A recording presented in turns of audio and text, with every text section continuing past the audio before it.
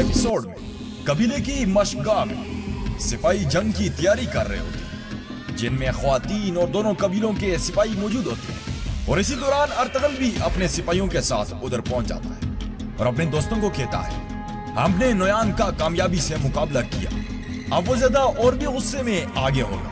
हमें उसे एक भी लम्हे का आराम नहीं करने देना। जब तक हम उसे पकड़ नहीं लेते तब तक हम आराम से नहीं बैठेंगे। तो वामसी कहता है, फौरन चलते हैं भाई, आज इस खूबसूरत दिन का आगाज उन काफरों को काटते हुए गुजारते हैं। इसी के साथ दाऊद कहता है, सिपाहियों अर्तगल भाई आ रहे हैं, होशियार हो जाओ। तो सबके सब दो कतारों में खड़े हो जाते हैं और अर्तगल भाई जिंदाबाद के नारे लगाते हैं। अर्तगल आकर उन सबका शुक्रिया अदा करते हैं और कहते हैं, मेरे जवानों, अल्लाह तुम सबको सलामत रखे।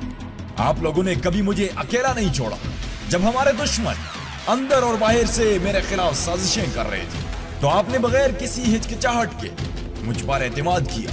अल्लाह आपको लंबी उम्र अता करे, गौज़ की इक़दार और हमारे मजहब पर कायम रहना, सब सलामत रहो। और फिर सब मिलकर अर्तगल को दुआएं देते हैं, क्योंकि उनको दोबारा एक अच्छा लीडर मिल जाता है। और दिल से अर्तगल भाई जिंदाबाद के नारे लगाते हैं। मेहरदीन भी खड़ा ये सब कुछ देख रहा होता है, पता नहीं दिल ही दिल में क्या सोच रहा होता है। और दूसरी जानब जंगल में नोयान कराबिक को पकड़कर कहता है, वो जाहिल बेवकूफ, मेरी बात अच्छी तरह समझ लो। सुंगरतकीन और हलीमा सुल्तान इलाउद्दीन से हरगिज न मिलने पर तुम महल जाओगे और इस मामले को देखोगे। सुल्तान से बात करने से पहले उन दोनों को खत्म करोगे। कल सुबह सवेरे कोनिया के लिए निकल जाना, तुम्हें कुछ ना हो, इसलिए तुनगत भी तुम्हारे साथ जाएगा।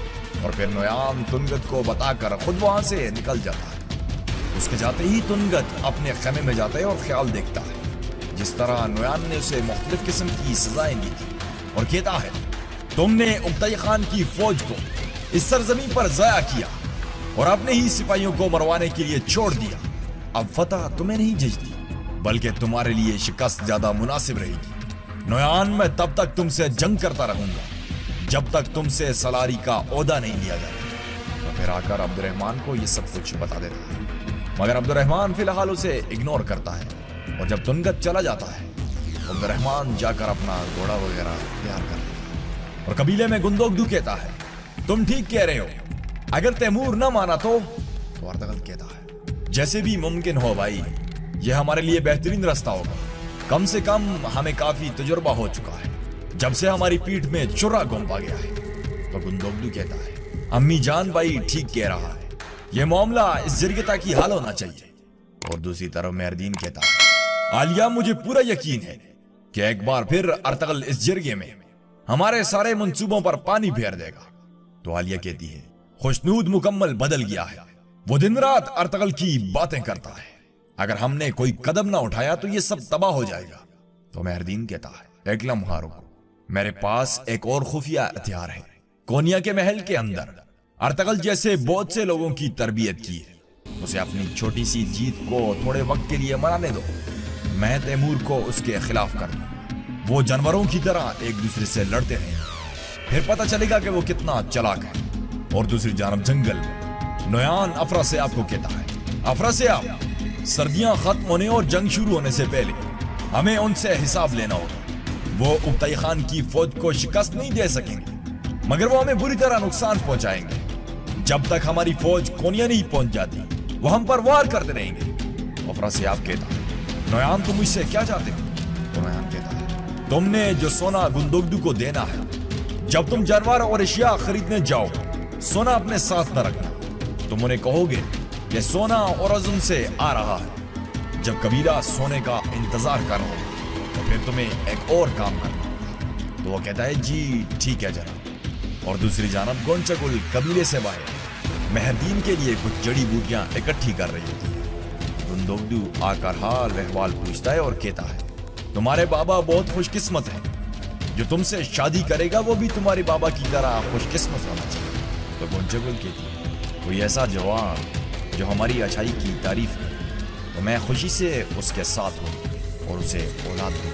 तो गुंदोगदू कहता है, तो फिर यही वक्त है कि मैं तुम्हें अपने दिल की बात बताऊँ। गुंचकुल शर्मा मुस्कुरा करके, क्या आपके दिल में कोई बात है?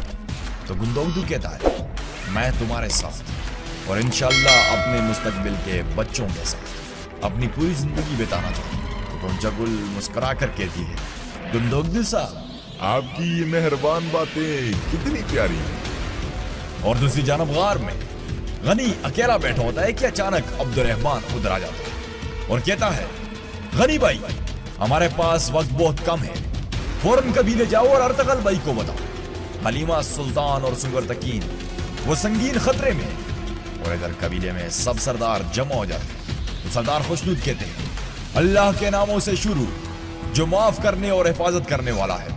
सरदारों हम बहुत कठिन रास्ते से गुजरे हैं, दुश्मन हमारे बहुत करीब आया। अर्तगल साहब का शुक्रिया जिनकी वजह से हमने तमाम साजिशों के खिलाफ फतह पाई। अब आयमा की दरख्वास्त पर हम यहाँ इकट्ठे हुए हैं, आयमा शुरू करो। तो आयमा खातून कहती है मुअज़्ज़ज़ सरदारों मंगोलों के हमारे कबीले पर हमले के बाद हमने दोनों कबीलों के सिपाहियों के लिए किसी एक को निगरान रखा था। मैं आपको ये बताना चाहती हूँ कि हम अब भी उस फैसले की हिमायत करते हैं। तो सरदार कहता तो फिर अब आप क्या चाहती हैं?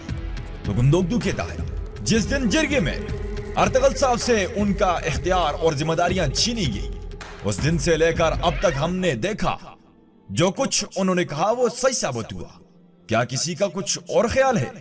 तो दोनों कबीलों के सरदार कहते हैं हाँ ये सच है, बिल्कुल यही बात है। अर्तगल साहब ने जो कुछ भी कहा आखिरकार वो सच ही साबित हुआ। तो तैमूर कहता है अब आप पिछता रहे हैं? तो गुंदोगदू कहता है नहीं, अगर जनाब अर्तगल यहां होते तो ये कभी ना होता। खैर आपको क्लाइमेक्स में लेकर चलता हूं, काफी बातें होती हैं जिरगे में। तैमूर काफी मुखालफत करता है कि अर्तगल को सिपा सलारी वापस ना दी जाए, मगर अर्तगल का ये इरादा ही नहीं होता। अर्तगल तो गुंदोगदू को सिपा सलार बनाना चाहता है। सरदार खुशनूद भी जाती तौर पर इस बात को नहीं मानता कि बेटा आखिर बेटा ही है। तो अरब भाई कहते हैं काफी अरसे से इस कबीले में अमन नहीं हुआ। जिरगे में इत्तेहाद ना होने की वजह से लोग मुश्किलात से दो चार हैं। हम एक दूसरे के साथ लड़ते रहेंगे और दुश्मन हमें इसमें मसरूफ रखेगा और मसाइल कभी ठीक नहीं होंगे। हुजूर हमने काई कबीले को शरीक किया और इस सफर पर हम इकट्ठे हुए तो फैसला करने का हक उन्हें भी पूरा होना चाहिए। सरदार कहता है ठीक है, तो जिरगे के सरदारों को ही फैसला करने देते हैं। अब जो सरदार चाहते हैं कि गुंदोगदू साहब सिपाहियों के निगरान बने, बराए मेहरबानी अपने हाथ खड़े करें। तो सबसे पहले अर्तगल अपना हाथ खड़ा करता है और फिर साथ ही काई सरदार और फिर आयमा खातून। सरदार खुशनूद आयमा खातून को देखकर खुद भी अपना हाथ उठा ले और फिर दोनों कबीलों के सरदार हाथ उठाते। और आखिर में मेहरदीन अपना हाथ उठाकर कहता है ये एक मुफीद इंतखाब है। और फिर सब गुंदोगदू को मुबारकबाद पेश करते हैं और गले मिलते हैं। और फिर रात के वक्त आयमा खातून, गुंदोगदू, सुल्जान, गोगचे सब खाने पर बैठे होते हैं। तो गुंदोगदू कहता है अम्मी जान मुझे आपसे दूसरी शादी के लिए बात करनी, आप मेरे साथ चलें। अगर सुल्जान राजी है तो ठीक, नहीं तो मैं उसे तलाक दे दूं। और वो लड़की गोंजागुल खातून है। आयमा खातून कहती है अगर सुल्जान राजी है और तुम्हारी खुशी है तो हम तुम्हें इजाजत ही दे सकते हैं। उम्मीद है कि इसका नतीजा अच्छा हो। और फिर अर्तगल जाकर नमाज पढ़ता है और अल्लाह पाक से सीधे रास्ते पर चलने के लिए दुआ मांगता है। इसी दौरान तुर्गत, दुहान और बामसी गनी को लेकर उधर पहुंच जाते हैं। तो गनी कहता है सिपाही अब्दुर्रहमान नुयान की तरफ से एक खबर लाया है, हलीमा सुल्तान खतरे में। नुयान ने उन्हें मारने के लिए कराबेग को उनके पीछे भेजा। और फिर अर्तगल जाकर गुंदोगदू को कहता है भाई मुझे जाना होगा, अगर मैंने कराबेग को ना रोका तो हलीमा और दिल्ली दामीर दोनों की जान खतरे में है। तो गुंदोगदू कहता है अर्तगल ये इतना आसान नहीं होगा, मैं तुम्हारे साथ चलता हूँ। अर्तगल कहता है भाई अम्मी जान और कबीला आपके हवाले है, आप यहीं रुके। अगर मैंने वक्त पर काम खत्म कर लिया तो आपको आपके ससुर के साथ देखो। ये सुनकर फिर दोनों काफी मुस्कुराते हैं। और फिर सुबह होते ही अर्तगल, दुहान, बामसी, तुर्गत ये चारों के चार निकल पड़ते हैं कोनिया के सफर के। मगर इनको पता नहीं होता कि उनके साथ आगे क्या होने जा रहा है। तो नाज़रीन यहाँ पर आज के इस एपिसोड का एख्तिताम होता है। उम्मीद करते हैं आप दोस्तों को आज के एपिसोड जरूर पसंद आए। एपिसोड कैसा लगा लाइक या फिर डिसलाइक करके बताएं और अपने ख्यालात के इजहार करने के लिए कमेंट बॉक्स में कमेंट करें। मिलते हैं अगले एपिसोड के साथ, तब तक के लिए इजाजत चाहूंगा।